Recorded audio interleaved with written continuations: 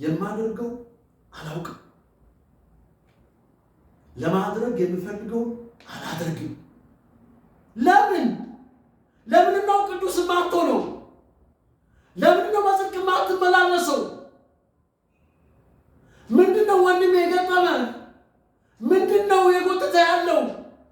ምንድነው አስሮ የያዘ ነገር? በብልቶቻችን የሚሰራ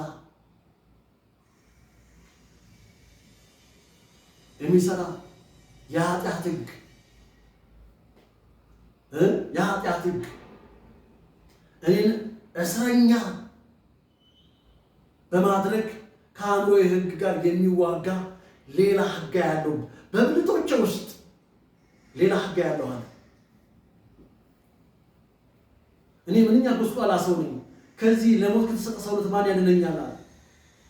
ቀጥሎ እንደዚህ አለ፣ በጌታችን አለ በኢየሱስ ክርስቶስ በኩል ምስጋና ለእግዚአብሔር ይሁን አለ። አያችሁ፣ እኔ አልችልም። አሁን የክርስትና ቁልፉ እንመጣለን። ቁልፉን ማወቅ ነው። የሕግ ሰጪው ሕይወትን የሚያስፈልገንኛ በእርሱ ነው የምንኖረው፣ በእርሱ ነው የምንንቀሳቀሰው፣ በእርሱ ነው የምናገለግለው። እርሱ ቅዱስ ነው፣ በራሱ ቅዱስ ነው። እሱ ትእዛዙ ቅዱስ ነው፣ መልካም ነው።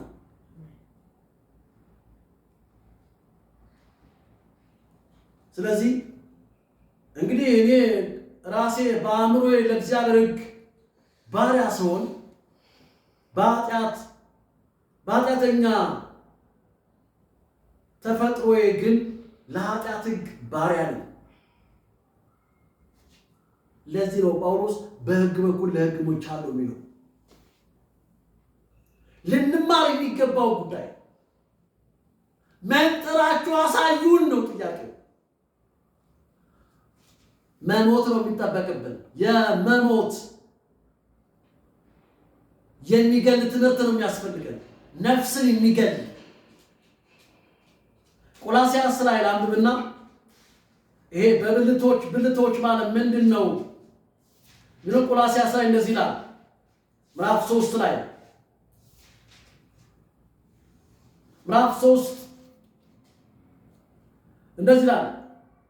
ቁጥር 4 ላይ ማለት ቁጥር 5 ላይ ስለዚህ ምድራዊ ምኞቶቻችሁ ግደሉ።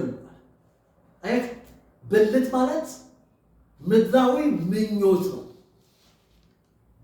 እነዚህም ዝሙት፣ እርኩሰት፣ ፍትወት፣ ክፉ ምኞት፣ አምልኮተ ጣዖት የሆነ መጎምጀት ናቸው። በእነዚህ ምክንያት የእግዚአብሔር ቁጣ በማይታዘዙ ልጆች ላይ ይመጣል። እናንተ ቀድሞ በኖራችሁበት ሕይወት በእነዚህ ትመላለሱ ነበር። አሁን ግን ቁጣ፣ ንዴትን፣ ስድብን፣ ሐሜትን፣ አሳፋሪ ንግግርን የመሳሰሉትን ሁሉ አስወግዱ።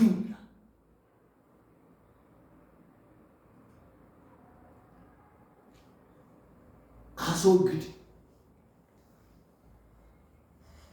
ስለዚህ ምድራዊ ብልቶቻችሁን ግደሉ የተባልነው መግደያ ትምህርት ያስፈልጋል። መንፈስ የሆነ ትምህርት ያስፈልጋል። ኢየሱስ ያድናል። ሳምንት እንቀጥላለን።